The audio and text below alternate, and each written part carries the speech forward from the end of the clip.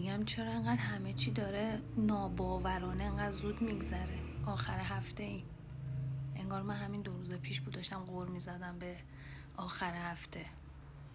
بعد اینکه خدا همه از دست رفتگون، همه اونایی که بین ما نیستن و ببخش و بیامرزه.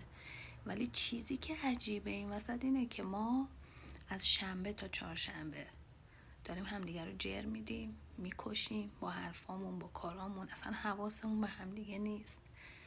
بعد روز پنجشنبه که میشه بدو میریم قبرستون، میریم سراغ مرده هامون.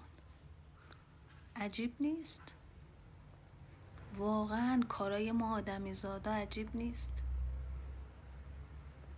قشنگی میبینی توش؟ یعنی چی؟